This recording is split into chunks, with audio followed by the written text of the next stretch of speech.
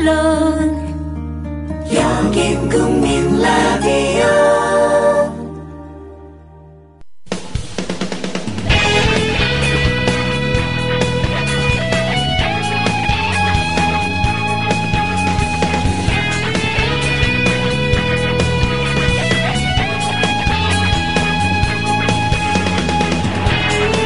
자, 여러분께서는 국민 라디오 임승수의 자변기에 오셨습니다. 이말단 교주 임승수 선생님 모시겠습니다. 안녕하십니까? 예, 안녕하세요. 예, 맨날 본인 시간 부족하다고 하시기 때문에 오늘은 그냥 아주 다이렉트로 불렀습니다. 예, 감사합니다. 오늘 좀 시간이 좀 빡빡할 것 같은데요. 오늘 굉장히 분량도 많고요. 예, 분량이 많아요. 예, 잘못하다가는 다음 시간으로 넘어갈 만한 분량인데 최대한 뽑아봐야죠. 그래도 개그는 우선 하고 들어가겠습니다. 저분이요, 이 개그를 다 써오셨더라고요. 알고 봤더니 애드립이 아니었어요. 애드립 아니에요. 이렇게 준비 없이 그렇게 고퀄리티 개그가 나올 수가 없죠, 여러분. 예? 굉장히 퀄리티가 높지 않습니까, 그죠? 제가 준비하는 개그. 오늘도 굉장히 심혈을 기울여서 준비해왔습니다, 예. 요즘, 이 대한민국 경제사가 이 다운로드 수를 보니까 쏘쏘해요. 아주 나쁘지도 않고 좋지도 않고. 근데 이거 앞으로 20주간 쭉 할 것 같은데, 그래서 고민을 많이 했어요. 예, 뭐 좀 화끈한 게 있어야지 이게 좀 다운을 받으시겠다. 그래서 준비해온 게 있습니다, 제가. 수익률 50%의 재테크. 이건 또 뭔가요? 수익률 50% 재테크 방법을 제가 알려드릴게요. 일명 보행기 재테크입니다. 보행기 재테크. 저희 집이 부자는 아니잖아요, 아시다시피. 그래가지고 보통 중고나라에서 물건을 많이 사요. 네. 그래서 몇 년 전에 중고나라에서 누가 10,000원짜리 보행기를 내놨더라고. 보행기를 한참 쓰고 10,000원에 내놓은 거예요. 그래가지고 저희가 이제 냉큼 샀죠. 그래서 그거를 첫째 키우고 둘째 키운 다음에 얼마 전에 이제 애들이 보행기 안 쓰니까 15,000원에 팔았습니다. 중고나라에서.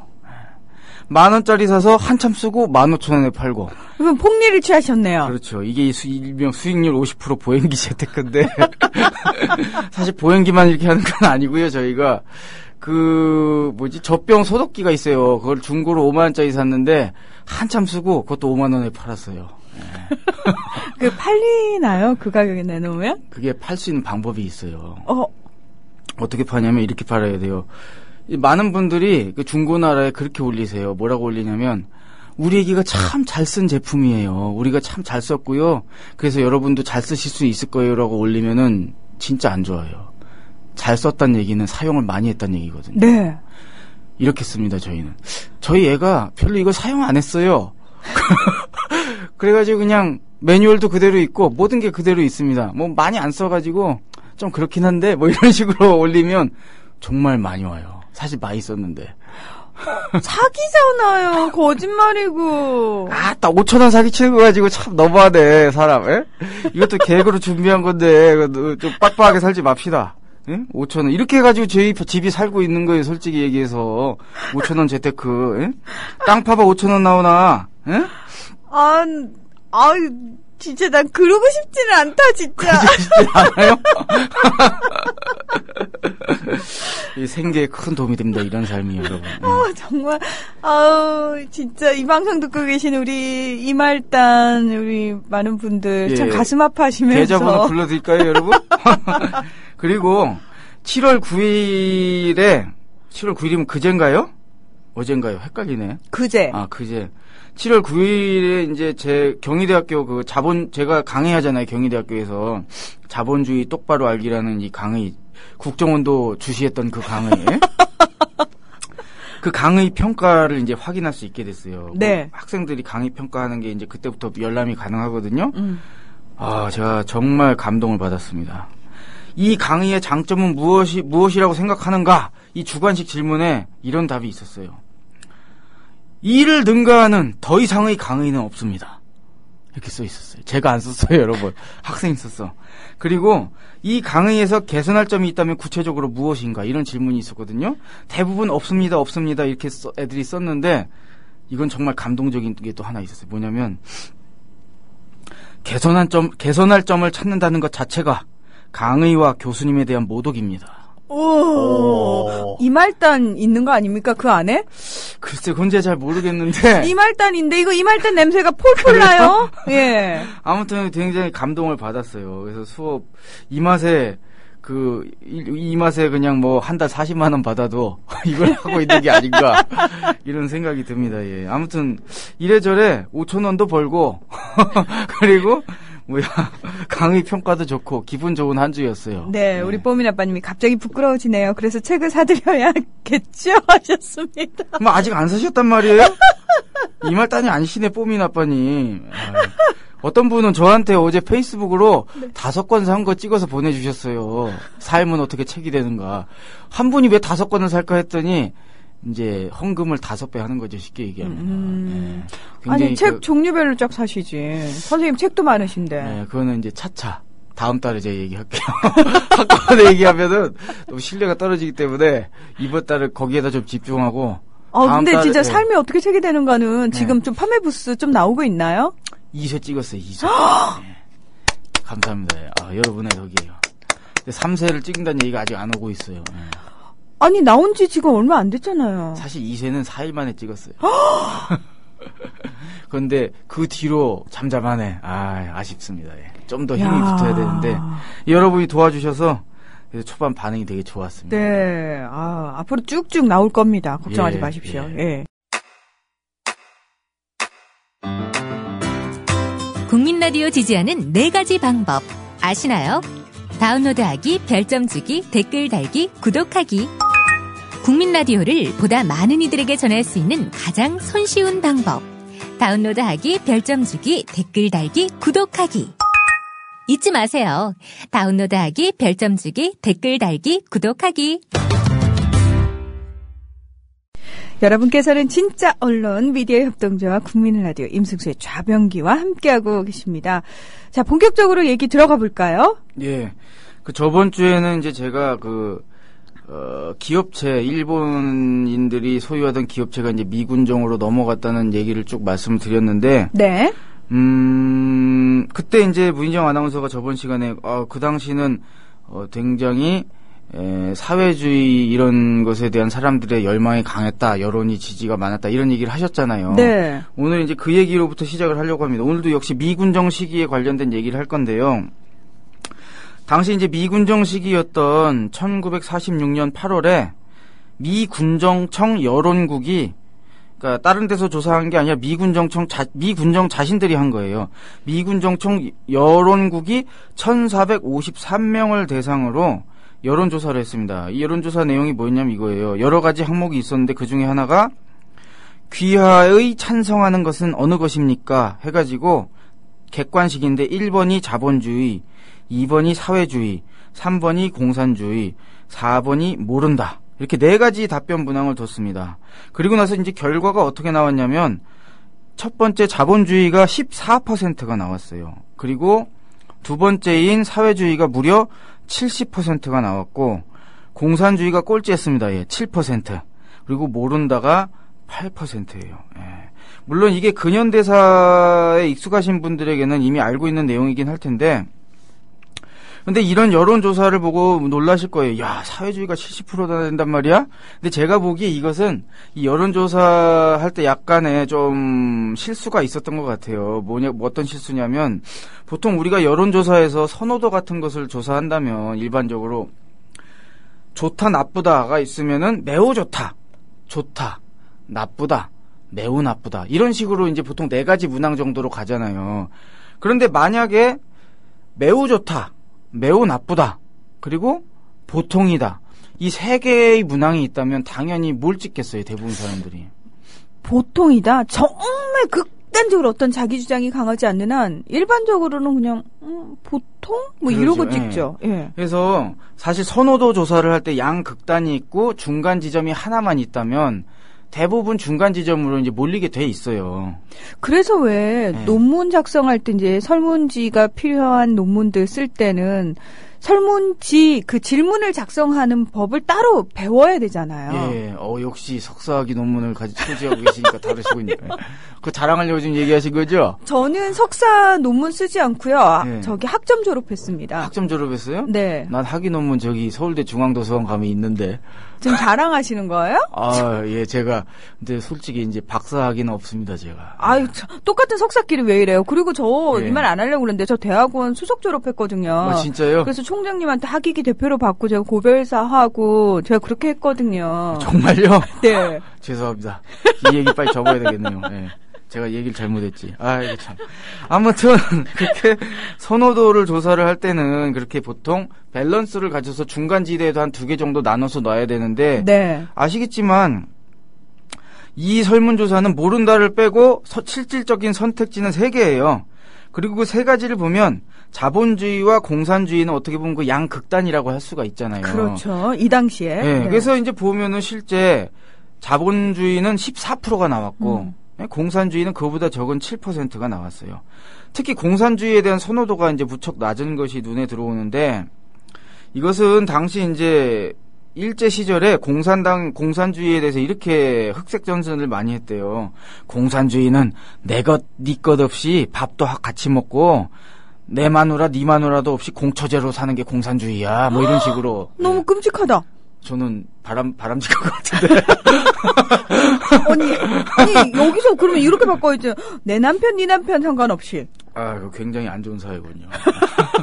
최악의 사회입니다, 제가 보기. 근데 아무튼, 특히 이 얘기를 듣고 누가 가장 싫어하겠어요? 노인분들이 그렇게 싫어했대. 겸상한다고 그러는 거 아니야, 이게는. 밥도 같이. 노인이랑 겸상하고, 마누라까지 공유한다니까. 물론 이게 사실은 아니죠. 근데 어쨌든. 당연하죠. 사실 아니죠. 이 마타도가 통해가지고, 특히 이제 노인분들이 공산당에 대해서 안 좋은 인식을 가지고 있었어요. 근데 어쨌건, 둘 다 굉장히 낮아요. 그래서 제가 보기에 솔직히, 사람들이 이제 사회주의라고 하는 것을 70% 선택한 이유는, 돈만 하는 자본주의도 싫고 마누라 공유하는 공산당도 싫고 물론 진짜 마누라를 공유하진 않지만 어쨌건 둘의 중간쯤 되는 그 중간지대 있잖아요. 그게 네. 이제 사회주의가 됐든 삼인주의가 됐든 무슨 용어가 됐든 어쨌건 이 중간 지점이 되는 것이 양 체제의 장점은 취하면서도 단점은 보완하지 않겠나 하는 그런 막연한 기대감이었을 가능성이 저는 크다고 봅니다. 그래서 이걸 가지고 그냥 진짜 사회주의를 뭐 70% 지지했다 이렇게 판단하는 건 저는 조금은 섣부르다. 이렇게 생각을 하는 편이에요, 사실은. 왜냐면은, 저도 뭐, 나름 좌측에 있는 사람이지만, 팩트는 팩트고, 그걸 자세히 객관적으로 봐야 되잖아요. 그런 측면에서, 그 여론조사가 이런 좀, 오류와 한계가 있다라는 생각은 합니다. 하지만. 충분히 일리 있는 지적인 것 그렇죠. 같아요. 제가 얘기하는데 당연히 일리가 있죠. 죄송합니다. 예. 그런데, 아무튼, 게다가 이제 사람들이 뭐 자본주의, 사회주의, 공산주의 정확한 차이를 뭐 사회과학적으로 이해했을 것도 아니고요. 그럼에도 불구하고 당시 사회 분위기는 어쨌든 지금에 비해서 사상적으로 굉장히 좌측에 있었던 건 확실한 것 같아요. 왜냐하면 그 중국의 붉은 별, 그 마오쩌둥의 어떤 혁명을 옆에서 이제 르포르타주를 쓴 거죠. 그 써서 유명해진 에드가 스노우라는 사람이 있잖아요. 미국의 저널리스트. 네. 이 에드가 스노우가 자신의 자서전에서 당시 이제 조선을 방문했을 때 자신이 봤던 상황에 대해서 다음과 같이 언급을 했답니다. 그 내용을 제가 좀 읽어드릴게요. 한국 전체의 지하운동은 혁명적 좌익 연합에 의해 이끌어졌는데 소수의 국내 사회주의자와 공산당이 지도했다. 소련의 원조가 없었더라도 우리가 개입하지 않았다면 전국적인 지배력을 곧 획득했을 것이다. 그러나 승리는 2가지 이유 때문에 불가피한 것으로 보인다. 첫째, 국내에 필적할 만한 효율적 지도력이 없다는 사실이다. 사회주의자와 공산주의자는 전시에 한국과 만주에서 독립운동에 참가했던 모든 노동자, 농민, 청년, 지식인들의 단체들을 조직하고 지도했었다. 만주에서는 수만의 무장 빨치산들을 지휘했다. 따라서 그들은 독립군의 유일한 핵심을 휘하해 둔 것이다. 중략. 둘째 이유는 엄청난 양의 적산, 그러니까 저번 시간에 얘기했던 그 적국의 재산, 일본 네. 재산이죠. 엄청난 양의 적산을 즉석 즉각 몰수 관리하는 것이 경제의 주요 당면 과제였던 나라에서 국유화가 가장 현실적인 방법이었다는 점이다. 한국 근대 공업의 85% 정도와 전체 근대 기업의 95%가 일본인 소유였다는 특수한 사정이 있었다. 또한 농지에 있어서는 일본의 국유 자본과 사적 자본이 일제하 한국의 총 자산의 80%에 달하는 지배적 위치에 있었다. 그러니까 이 에드가 스노우의 이 말에도 보면 알 수 있지만 당시 그 사회주의자와 공산주의자들의 어떤 그 영향력이라고 하는 것은 대단했다고 합니다. 예. 당시 정치적으로 우파였던 상해 임시정부, 상해 임시정부가 우파잖아요. 우파였던 이 상해 임시정부 세력조차도 자신들이 이제 해방을 했을 때 이 그 사회의 상을 나타내는 그 강령을 만들었었는데 그게 대한민국 건국강령이거든요. 근데 거기서 이 경제 제도와 관련해서는 사회주의적 색채가 굉장히 강한 내용을 가지고 있었어요. 그 문건이 1941년 11월 28일에 만들었는데 그 내용도 제가 조사를 해왔습니다. 한번 읽어드릴게요. 이걸 다 읽으면 시간이 너무 많이 갈 것 같으니까 제가 일부 핵심적인 거 몇 군데를 읽어드릴 텐데 대생산기관의 공구와 수단을 국유로 하고 그러니까 국영기업화한다는 거예요. 국유로 하고 토지, 광산, 어업, 농림, 수리, 소택과 수상, 육상, 공중의 운수사업과 은행, 전신, 교통 등과 대규모 농공상기업과 성시, 공업구역의 공동적 주요 방산은 국내 산업입니다. 방산은 국유로 하고 소규모 또는 중등기업은 사용으로 함. 그러니까 큰 기업은 죄다 뭐로 한다고요? 국유. 그래, 국유화한다는 거죠. 그리고 여기 보면은 또 뭐가 있냐? 예. 적의 침점 혹은 시설한 관공 사유 토지와 어업, 광산, 농림, 은행, 회사, 공장, 철도, 학교, 교회, 사찰이네요, 이거. 사찰, 병원, 공원 등의 방산과 기지와 기타 경제, 정치, 군사, 문화, 교육, 종교, 위생에 관한 일체 사유자본과 부적자라고 하는 것은 이제 적에게 아부한 자, 그러니까 부역자들, 일체 부역자들이죠. 부적자의 일체 소유자본과 부동산을 몰수하여 국유로 함. 이야, 생빨갱이들이야, 이거 완전, 이게, 그 상해 임시정부가 우파인 줄 알았더니 이것만 보면 완전 좌파예요, 그죠? 그리고 이제 뒤에 보면은 이 얘기도 나와요. 공인과 농인의, 그러니까 노동자와 농민의 면비의료를 보시하여, 면비의료라고 하는 것은 우리랑 지금 말로 치면 무상의료입니다. 무상의료를 넓게 시행해가지고 질병 소멸과 건강 보장을 힘써 행함. 아니, 무슨 우파들이 무상의료를 하자고 그래요. 그 외에도 이 내용을 쭉 보시면 알겠지만 이건 거의 사회주의자들이나 할 법한 얘기들을 하고 있어요. 예? 지금 만약에 이런 경제체제를 주장한다면 아마 좌빨에다가 종북 낙인이 찍힐 겁니다. 그죠? 엄청나게 색깔론으로 공세를 하겠죠. 솔직히 말씀드리면 저도 이런 얘기 함부로 못해요. 요즘 세상에. 근데 저는 들으면서 이거 참 좋겠다 이렇게 되면 생각하면서 저 듣고 있었거든요. 아이고 어디 역시 색깔이 빨간 분 아닐까 봐. 아니 저는 빨간색 아닌데요. 무슨 생각을 했냐면요. 예. 그러니까 지금 우파라고 계속 강조를 하셨잖아요. 상해 임시정부를. 예. 저는 이분들을 우파다 좌파다 이걸 다 떠나가지고 이분들이야말로 애국자죠 사실. 그러니까 민중을 그렇죠. 우리 민족이 어떻게 하면 정말 잘 살 수 있을까 모두가 다 예. 거기에 오로지 원칙을 두고 세운 게 아닌가라는 생각이 들었어요. 그 말씀이 맞네요. 네. 역시 대단하십니다.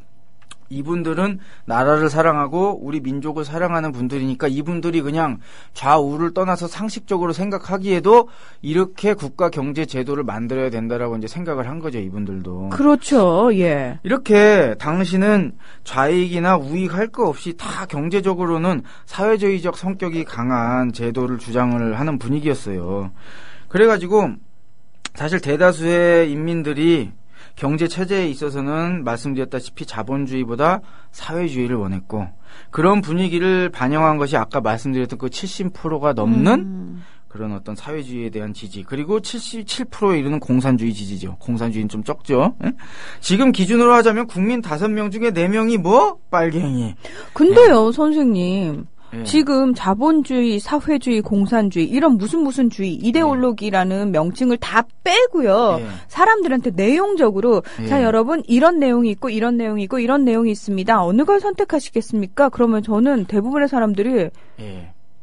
이걸 얘기할 것 같아요. 이걸 선택할 것 같아요. 그러겠죠. 예. 음. 그래서 사실 저는 그런 어떤 낙인이나 이런 걸 빼고 상식의 눈으로 보면 말씀하신 네. 것처럼 대부분의 사람들이 공공성이 지금 굉장히 부족한 사회잖아요. 그래서 공공성을 늘리는 방식으로 당연히 선호할 거라고 생각을 하는데 어쨌건 그런 사람들을 지금 다 빨갱이 낙인을 찍고 있는 것이 그때도 그렇고 지금도 그런 세상입니다. 예. 그 부분에 아, 있어서는 네. 하나도 그러면은 발전을 변한 안 게 한 없죠. 하는 건가요? 예. 아무튼 이렇게 뭐라고 해야 될까? 일본인들이 소유했던 기업들을 어떤 한 개인의 소유로 하기보다는 당연히 국가와 공공의 소유로 해서 공익에 따라 운영하자는 것이 여론의 대세였어요. 그런데 저번 시간에 제가 말씀드렸다시피 이제 미군정은 일본 재산을 자신들에게 귀속시키고 관리인을 파견해가지고 완전히 그런 여론과는 동떨어진 정책을 핀 거죠. 반면에 이제 38도선 이북에서는 소련군의 지지와 엄호 속에서 좌익 세력들이 영향력이 이제 강했기 때문에 대부분의 일본인이 소유했던 기업들을 국유 및 공유로 바꿨습니다. 예. 그러다 보니까 이제 사람들이 더 불만이 생긴 거예요. 북쪽의 어떤 그런 정책들과 비교를 해가지고. 그렇죠. 예. 근데 사실 이때 더 중요했던 문제는 더 민감하고 중요한 문제는 사실은 토지와 식량 문제였어요.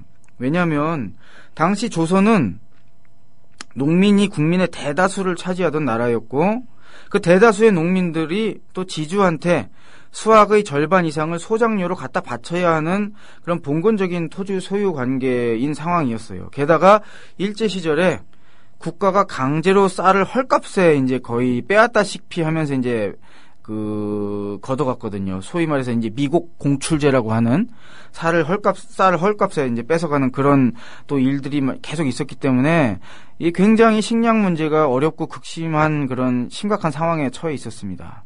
그렇다 보니까 해방 후에 이런 봉건적인 어떤 토지 관계를 일소하고 좀 농민들이 자기가 경작하는 땅의 주인이 될 수 있는 그런 토지 개혁에 대한 어떤 그 사람들의 기대가 하늘을 찌르고 있었거든요.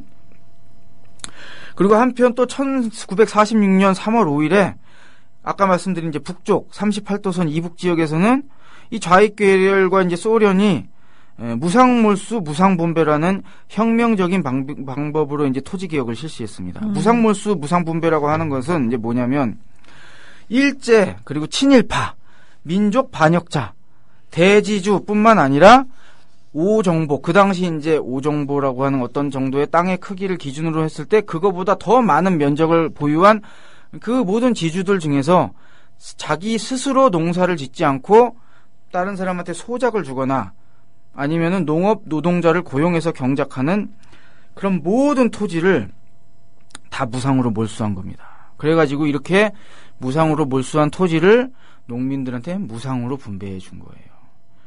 그리고 이제 농민들의 토지, 그렇게 나눠준 토지를 농민들의 이제 소유권은 보장을 했지만 이 토지를 누구한테 상속한다거나 자기가 마음대로 파는 것은 금지를 했어요. 왜냐하면 그 당시 이제 북한의 어떤 정치 세력들, 좌익 세력들은 이제 사회주의를 지향하는 사람들이잖아요.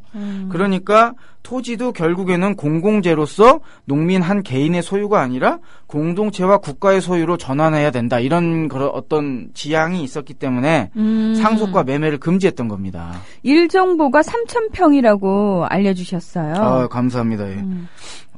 제가 이걸 조사해놨어야 되는데 제가 모든 걸 아는 건 아니잖아요, 그죠? 감사합니다. 역시 이말단 분들 대단해서 일정보가 3,000평. 예.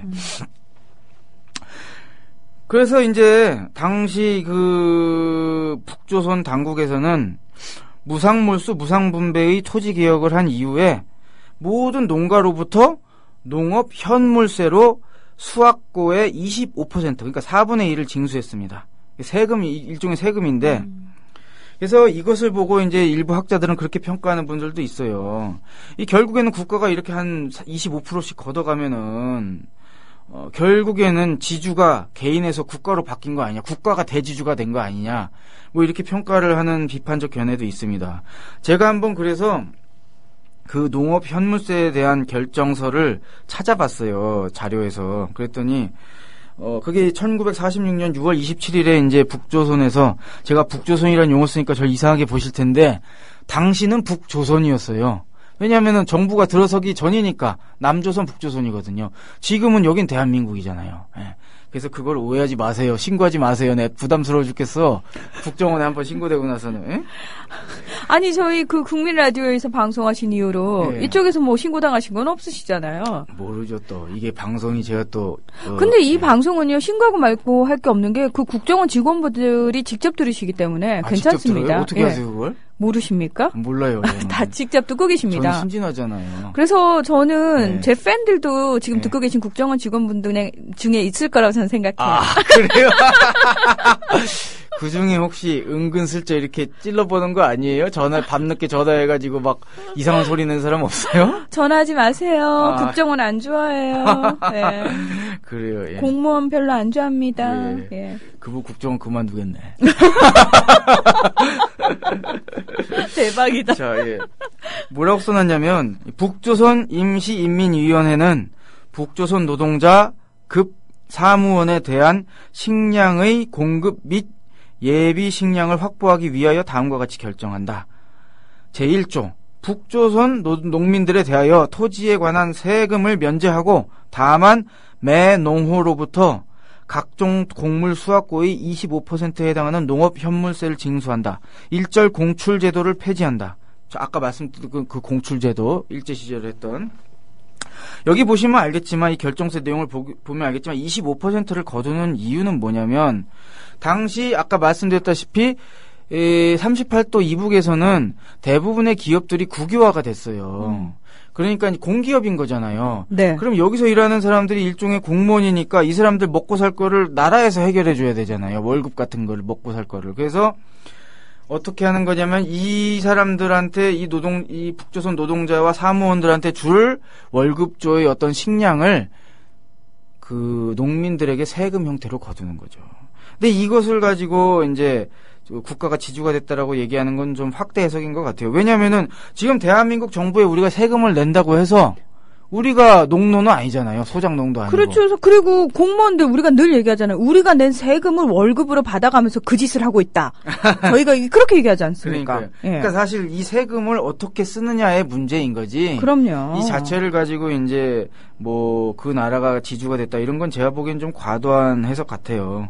아무튼 당시 북조선 인구의 80%가 농민이었고 그중에 80%가 또 소작농이나 빈농이었다고 하는데, 이런 토진 개혁을 하기 전에는 이 지주들한테 수확량의 한 60%에서 70% 정도까지를 소작료로 줬대요. 완전히 엄청 뜯겼던 거죠. 그래서 당시 이제 그 북한의 가난한 농민들은 굉장히 기뻐했다고 하는 얘기를 들었습니다.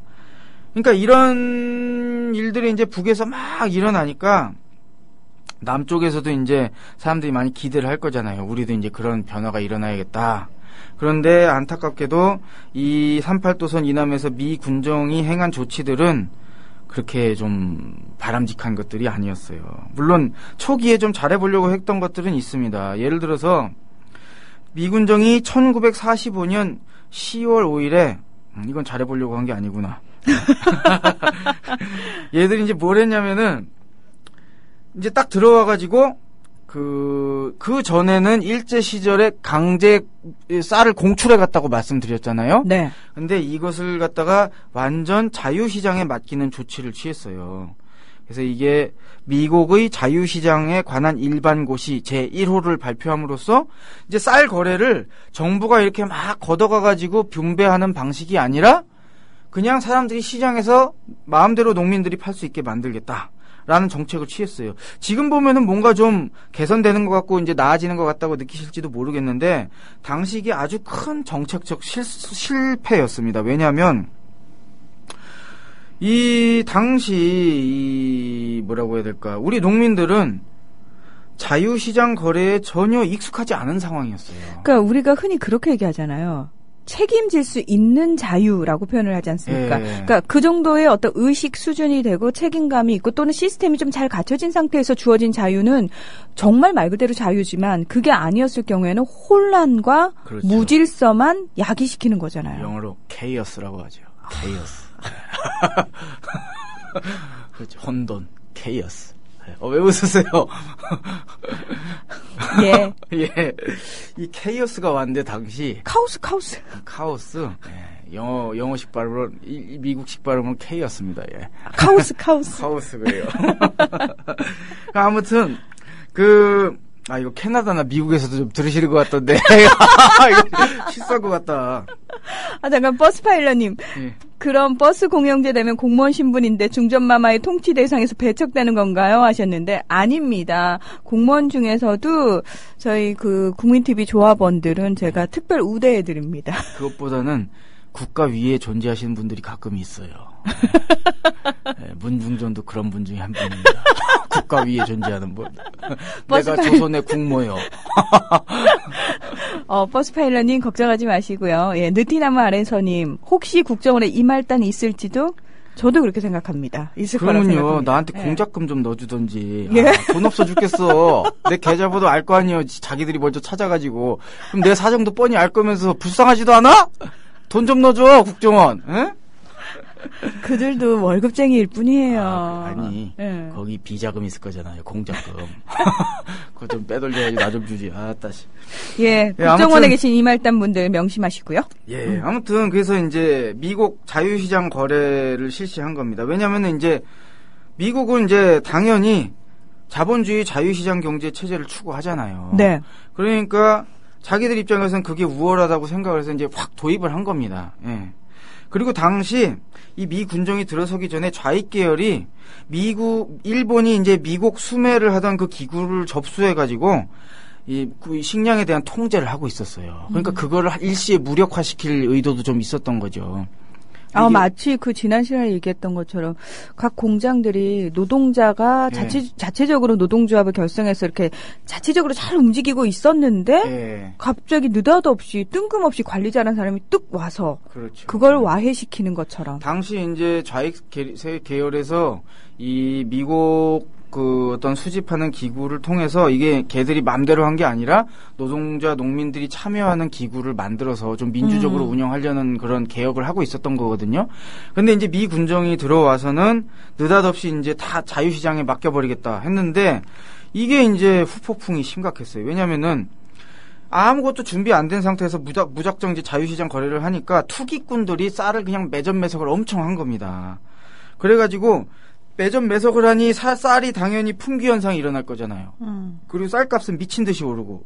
그러니까 암시장에서 엄청나게 비싸게 거래될 거고 매점 매석한 사람들은 암지상에다가 뒤로 몰래 빼가지고 팔아서 아이고. 대단한 폭리를 취했겠죠. 그래서 뭐 일제 시절부터 해먹던 그 지주들이나 경찰, 정부 관료들 아니면 부자들이 앞다퉈가지고 이제 미국 투기에 뛰어든 거예요. 그래가지고 노동자들은 말할 것도 없고 농민들조차도 영세한 농민들조차 기아 상태에 빠질 정도가 돼가지고 사회 불안이 심각해졌습니다. 그래가지고 이제 당황을 했을 거 아니에요. 미군정 측이 이렇게 될 줄 몰랐다. 그래가지고 급히 또 정책을 전환했어요.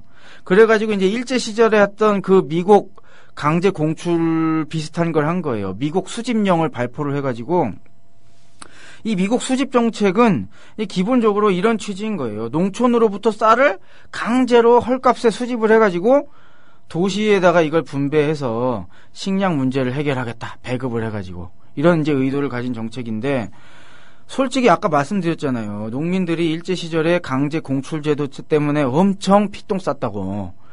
그래가지고 안 그래도 공출제도 자체를 좋아하지 않는데 이 미 군정이 와가지고 또 이제 그걸 하니까 농민들이 협조적일까요? 비협조적일까요? 비협조적이죠, 당연히. 그렇죠. 당연히 비협조적이라서 잘 안 되고 또 그렇게 잘 안 되니까 도시민들은 또 도시민들한테 나와줄 식량이 또 없으니까 배급량이 또 부족할 거잖아요. 그러니까 또 도시는 도시민들대로 또 배급량이 부족하다고 불만이고 이렇게 이제 미군정이 하는 정책마다 다 잘 된 게 없는 거예요. 막 자유시장 했다가 망했다가 또 미국 수집했다가 또 망하고. 이 당시 이런 분위기를 미군이 직접 이렇게 얘기를 했습니다. 그 리차드 로빈슨이라고 하는 그 미 군정에서 근무했던 군인이 있는데 이 사람이 쓴 미국의 배반이라고 하는 책이 있어요. 그리고 또 식량 공출 일을 맡았던 그 미군 대위 마크 게인이 쓴 책 해방과 미군정, 이 두 가지 책에 아주 그 당시 분위기가 잘 나와 있습니다. 우선은 리차드 로빈슨의 그 미국의 배반에 나온 내용을 좀 읽어드릴게요. 농민 개개인에 대한 할당량은 미국의 승인을 받은 고위 공무원, 지역 유지, 기업가, 그리고 대지주들로 구성된 지역위원회에서 결정되었다. 그리하여 추수 몇 개월 전 지역마다 농민 할당량이 책정되었다. 이러한 결정에 대해서는 그러니까 농민들이 전혀 아무런 간청도 이의제기도 있을 수 없었다. 농민들은 여기에 개입할 수 없었다는 얘기예요. 농민들은 할당된 공출량을 갖다 내든지 감옥에 들어가든지 둘 중 하나를 선택해야만 했으며 감옥에서는 항상 심한 매질을 당했고 재판 신청은 거부되었다. 그리고 이제 마크 게인이라고 하는 그 식량 공출 담당했던 미군 대위가 쓴 내용이에요. 이거는 우리와 농민들과의 관계는 좋은 편이 못 됩니다. 일본인들은 한국에서 쌀을 반출해 갔지만 적어도 만주에서 다른 곡물은 들여왔었지요. 지금 농민들은 도시 주민들에게 식량을 보내주어야 하면서도 아무런 대가도 받지를 못합니다. 그들은 걱정에 쌓여 있고 일본인에 대한 적개심이 이제는 그러니까 미군정을 향하고 있습니다. 당시 분위기가 이렇게 안 좋았던 거예요. 이런 식량 문제 해결도 이렇게 개판이니 농민들이 염원이었던 그 토지개혁 문제도 지지부진한 건 또 마찬가지였죠. 예. 이 미군정이 1945년 10월 5일에 군정법령 제9호로 해가지고 최고 소작료 결정권을 발표했는데 이게 어떤 내용이었냐면은 소작인이 지불할 최고 소작료를 토지 총수확물의 3분의 1을 넘지 못하도록 제한하는 거였어요. 그리고 지주가 마음대로 소작 계약을 해약하는 것은 무효다. 그러니까 마음대로 소작인을 쫓아내지 못한다, 이 얘기였죠. 이건 되게 좋은 거잖아요. 어떻게 보면은 그 소작인들을 배려하는 거고.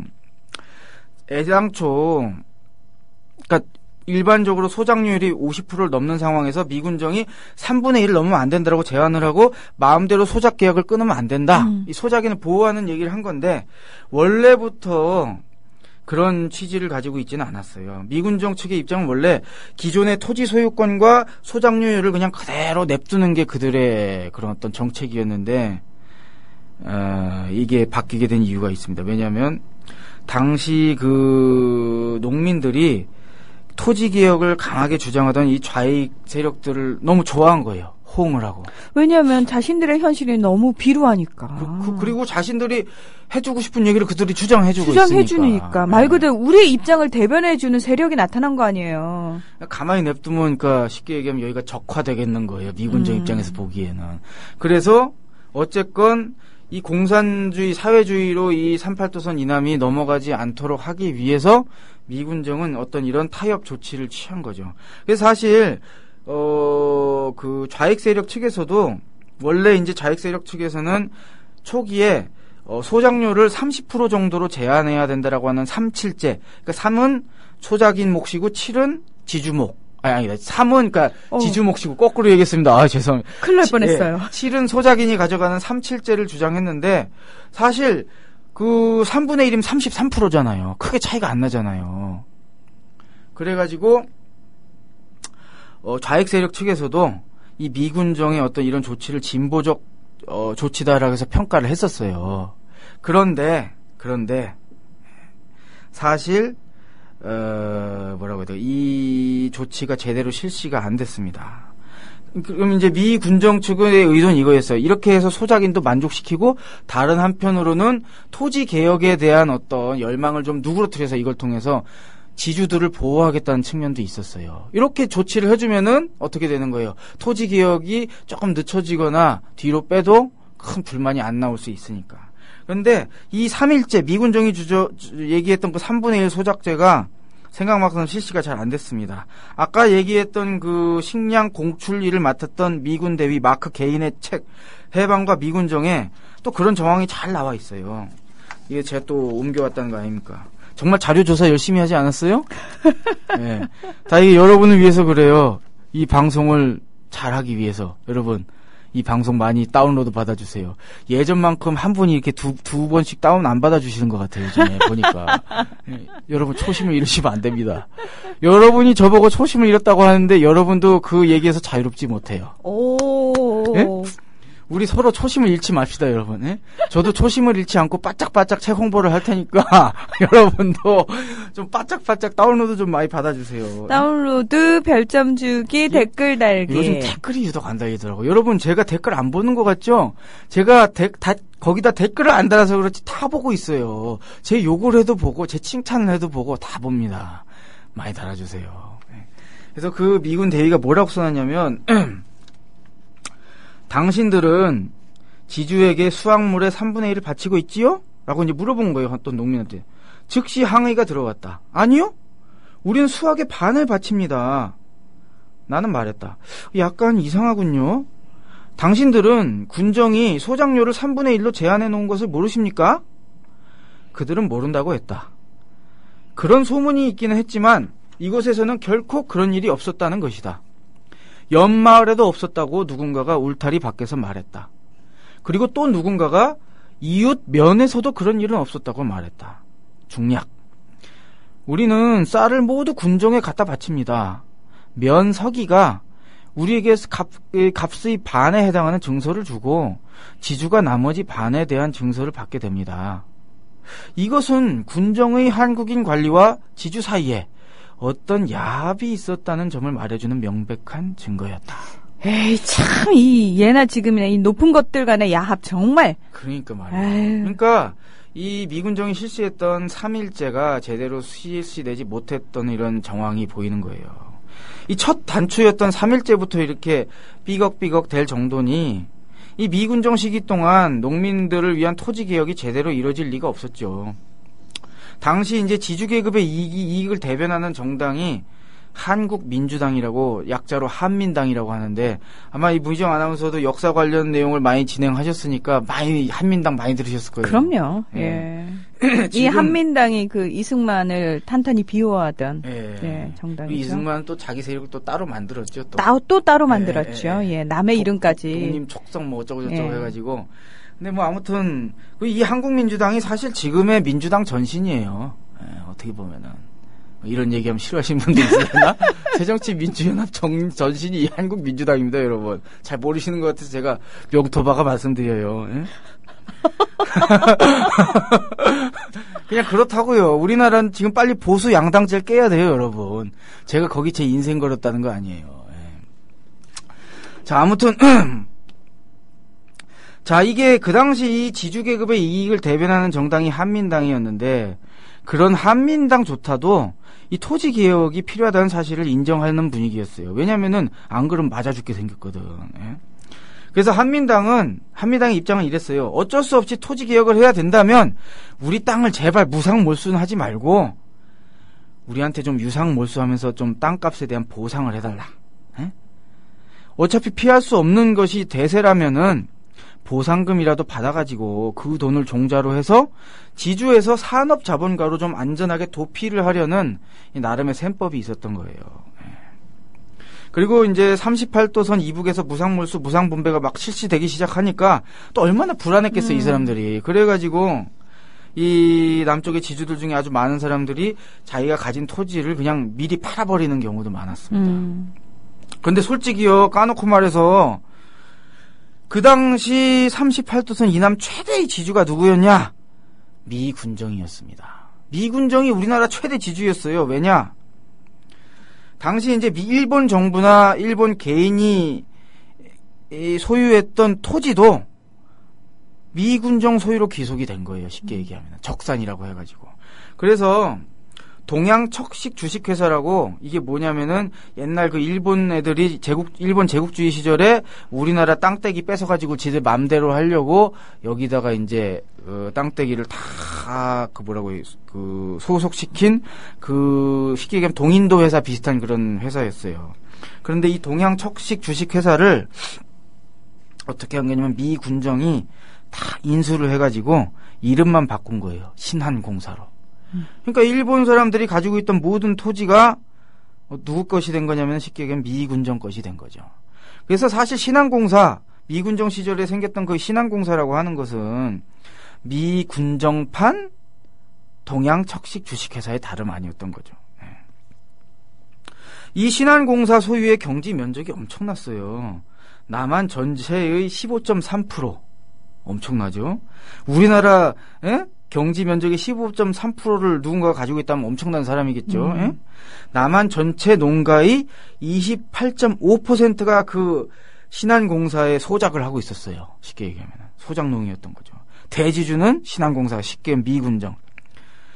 특히 앞서 제가 이제 미군정이 강제 미국 수집을 했다고 말씀드렸잖아요. 다시 네. 이제 강제 공출을 했는데 이제 그 강제 미국 수집에서 아까 방금 말씀드린 그 신한공사가 관할하는 농지가 그 미국 수집 대상 농지 중에 30.5%에 이를 정도였어요. 그러니까 완전 대지주인 거예요. 그리고 이 참 안타까운 게 그 신한공사에는 옛날 동양척식 주식회사에서 일하던 친일 부역자들이 그대로 일하고 있었습니다. 참 뭐 제대로 된 게 없어요. 그죠? 네. 그러니까 일본에 부역하던 애들이 미국에 부역하게 된 거죠. 그런데 이 신한공사가 어쨌건 미군정에겐 되게 큰 도움이 됐어요. 왜냐하면 당시 이제 미군정이 행정력이 좀 딸렸어요. 왜냐면 갑자기 미군이 들어와가지고 우리나라 행정을 다 장악한다는 게 쉬운 일이 아니잖아요. 그런데 이 신한공사가 직원 수가 4,000명에 달했고 각 도마다 빨리 해야겠네. 각 도마다 대략 25군데에서 30군데의 지소가 운영이 됐습니다. 그리고 각 지소마다 또 직원에 또 중간 관리인들까지 있었어요. 그래가지고 엄청난 인원을 전국적으로 가동할 수 있는 조직이었어요. 그래가지고 이 조직을 이용해서 이 미군정에 딸리는 행정력을 커버를 했던 겁니다. 그리고 아까 말씀드렸던 그 식량 강제 공출을 할 때도 이 신한공사 소속된 토지에 농민들한테 많이 공출을 했어요. 왜냐면 행정력이 강하니까. 그래서 이 미군정등이 이 미군정을 운영하는 데 있어서 굉장히 쏠쏠한 도움이 된 거죠. 그러니까 미군정 입장에서도 뭐예요? 자기가 지주로서 이 토지 기역을 서두를 이유가 없는 거예요. 그런데 원래 미군정이 아니라 미국 본토의 국무성에서는 굉장히 그 토지 기역을 빨리 하라고 미군정 측에다 얘기를 했었습니다. 왜냐하면은 안 그러면 빨갱이 국가 되겠다고 좀 빨리 좀 하라고. 그런데 미군정은 그래서 이제 미군정 측에다가 빨리 이 신한공사 미군정 측이 보유한 그 전 일본인 토지라도 농민들한테 좀 유상으로 나눠줘라. 무상 나눠주는 거는 자본주의식에는 안 맞으니까 유상으로 좀 나눠줘라 이렇게 요청을 한 거예요. 그렇지만 이제 미군정은 앞서 얘기한 이유 때문에 계속 미온적이었죠. 그러다가 어쨌건 계속 압박을 하니까 1946년 3월 7일에 이 미 군정 장관인 러치가 신한공사 보유 농지를 포함한 귀속재산을 한국인에게 매각하는 계획을 발표를 했습니다. 근데 이제 한 3달쯤 지나가지고는 또 일본인 소유 농지 매매는 여론 때문에 보류한다라고 발표를 했어요. 왜 이게 구체적으로 뭔 얘기냐? 그 발표 내용을 제가 읽어볼게요. 동아일보 내용인데 동아일보요? 아무튼 그 당시 동아일보. 네, 좀 다르죠 지금. 네, 지금과는 네. 다른 이름만 그렇죠. 같은. 동아투위 전과 후가 다른 것처럼. 아, 네. 그렇습니다. 네. 네. 군정청에서는 지난번 법령으로 일본인 소유 경지를 농민에게 매도하기로 하되 10년 또는 15년 장기에 걸쳐서 농작물로서 대가를 상환하기로 하였던 바, 이게 이제 유상 분배하겠다는 얘기잖아요. 하였던 바. 그런데 80%가 임시정부 수립까지 보류키로 희망하여 여론이 이제 80%가 반대한다는 얘기죠. 이의 정책을 여론에 호응해서 매매는 보류키로 하였다. 그러니까 실제 여론도 미군정뿐만 아니라 여론도 지금 당장 신한공사 소속, 그러니까 일본인 소유였던 경지를 매매하지 마라, 이런 분위기가 많았던 거예요. 왜 이제 여론이 이랬냐? 이것은 좀 정치적인 측면을 살펴볼 필요가 있는 겁니다. 실제 그 당시 좌익 세력이나 우익 세력이나 토지 개혁을 어떻게 해야 되는지에 대한 입장은 분명 달랐지만 양측 모두 똑같이 미군정 보유 토지를 매각하는 것을 임시정부, 그러니까 미군정이 말고 미군정이 끝나고 우리나라의 임시정부 수립후로 하자는 점에서는 똑같이 일치했었어요. 이 왜냐하면 당시 신한공사 사장이었던 이 미첼의 발언을 보면은 그 내막을 알 수가 있습니다. 이게 재밌어요. 이게 정치적인 건데, 이 땅에서 권력을 쥐게 되리라고 믿는 특정의 정치적 신념의 신봉자들은 그들 자신이 이러한 자산, 그러니까 여기 얘기하는 그런 토지 같은 거죠. 이러한 자산의 분배를 막고자 하는 의도로 자산이 그대로 온전히 보존되기를 바라고 있다. 그러니까 무슨 얘기냐면은 이 미군정이 마음대로 처리를 해버리면 나중에 자기들이 그걸 마음대로 못 하잖아요. 그렇죠. 그러니까 각 그 세력들마다 우리가 요걸 그대로 보존시켰다가 우리가 세력을 딱 잡게 되면, 정권을 잡게 되면, 뜻대로 하겠다, 그렇죠. 이 얘기인 우리들의 거죠. 방식으로 토지 개혁을 하겠다. 이러한 부의 취득이나 분배할 권한을 갖는 것은 그 자체가 정치적 체계를 스스로 영속화하는 결과가 될 것이다. 그렇죠. 1946년 여름 좌익 측이 신한공사의 해체를 요구하던 외침을 뚝 굳혀버렸던 점이다. 그들은 신한공사의 자산을 그대로 취득하는 것이 가장 도움이 되리라고 깨달았던 것 같다. 무슨 얘기인지 이제 감이 잡히셨을 거예요. 그러니까 다들 자기 나름대로 셈법이 있는 거잖아요. 아니, 이들도 이들의 입장이 있지만, 대다수 농민들의 입장을 먼저 생각하는 정치 세력은 없었나요? 아니, 솔직히 좌익 세력이 그랬죠. 제가 보기에는. 그런데 당시 미군정이 물리력을 가지고 탁 틀어지고 있잖아요. 군사나 군대나 경찰 같은 것을.